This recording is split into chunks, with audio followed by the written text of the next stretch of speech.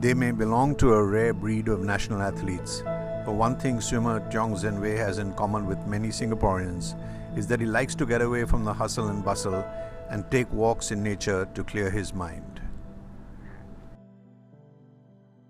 So you're a 50-meter swimmer, and that's the fastest people in a pool. Yeah. So the obvious question I got to ask you is, do you like speed?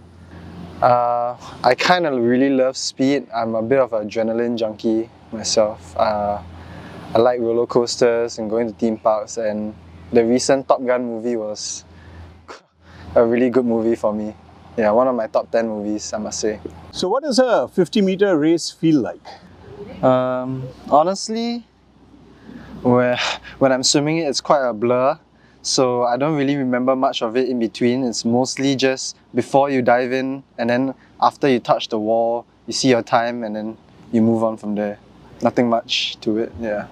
But even though you're a sprinter and you love speed, you apparently also like to take long, slow walks outside. So why is that? Not so much long, slow walks, right. but more of being in nature. Because I always feel like nature is a great way to unwind, and it has like really good energy and vibes whenever you go to like the parks and the reservoirs in Singapore. So anywhere I am, I always try to be around nature, because I've always felt like it brings me back to the present and makes me feel more alive. So the 50 meters really is about fractions of a second. You know, you're talking about 0.01 of a second sometime. And I guess there's a lot of work that goes into finding those fractions of a second. So can you give us an idea of the small improvements you have to make, whether they're in technique or whether it's in eating or sleeping, that you do to find those fractions? Right. So one part of it is obviously the training aspect of it. So during training, work a lot on technique, how to feel the water, how to apply the strength that I've gained in the gym into the water and propel myself forward.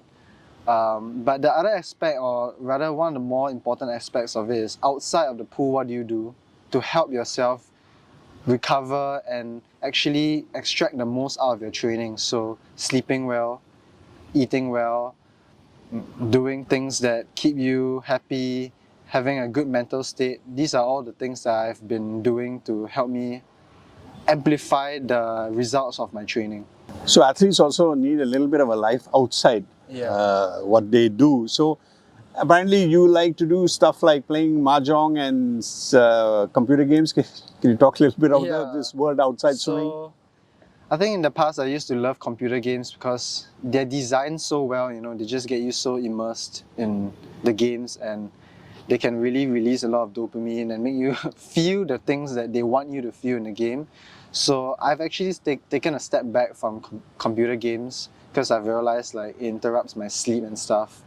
But I still do occasionally, once a week, play a game or two of mahjong with my friends. It's a great way to unwind, and it's a little bit of gambling. Yeah, it's fun.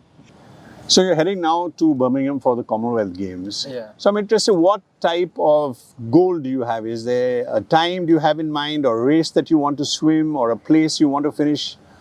What are you looking for? For me, I'm just looking to go there and execute my race plan that I've come up with my coach, and try to honestly do the best that I can do and see where it leads me, and from wherever that ends up, I'll just learn from those wins or losses and just move on to the next thing. Yeah, nothing much. Thank you. No worries.